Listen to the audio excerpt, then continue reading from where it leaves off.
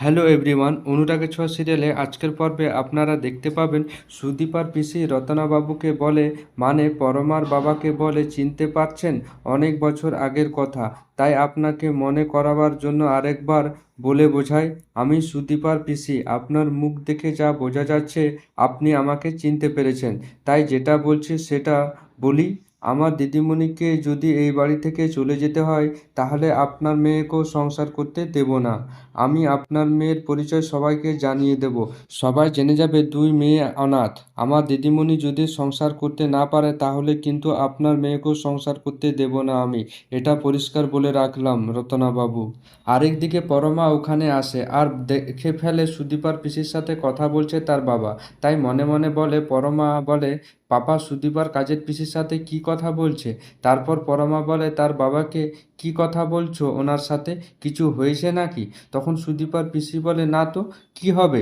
ওই যে তোমরা সেই ছোটবেলায় তোমাদের অনুষ্ঠানে দেখা হয়েছিল, সেটাই আমাদের মনে পড়ে গেছে, সেটাই বলছিলাম। তারপর রতনাবাবু একটুকু নার্ভাস হয়ে যায়। তখন পরমা বলে, কি হয়েছে বাবা, তুমি ঠিক আছো তো?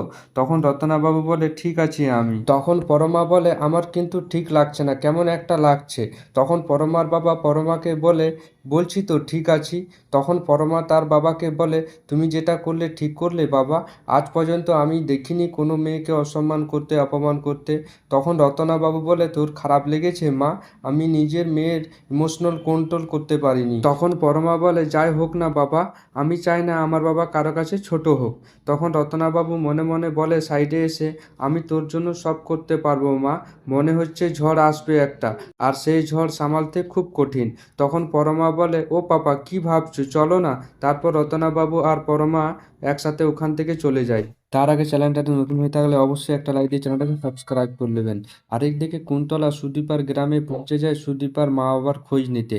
তখনই একটা বুড়ো ডাক্তার কাছে গাড়িটা দাঁড় করায়। তখনই সেই বুড়োটা বলে কুন্তলাকে, আপনার ড্রাইভার কিভাবে গাড়ি চালাচ্ছে? তখন কুন্তলা বলে, সরি সরি, খুব তাড়াহুড়োয় আছি আর একসাথে অনেকগুলোই মাথায় কিছু না কিছু চলতেই আছে। তারপর কুন্তলা বলে, আপনি বানচাস বড় ডাক্তার?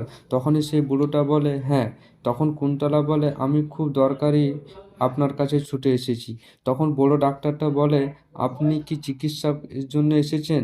কিন্তু এখন তো পেশেন্ট দেখতে পারবো না আমি। তখন কুন্তলা বলে, আসলে আপনার সাথে অন্য দরকার ছিল।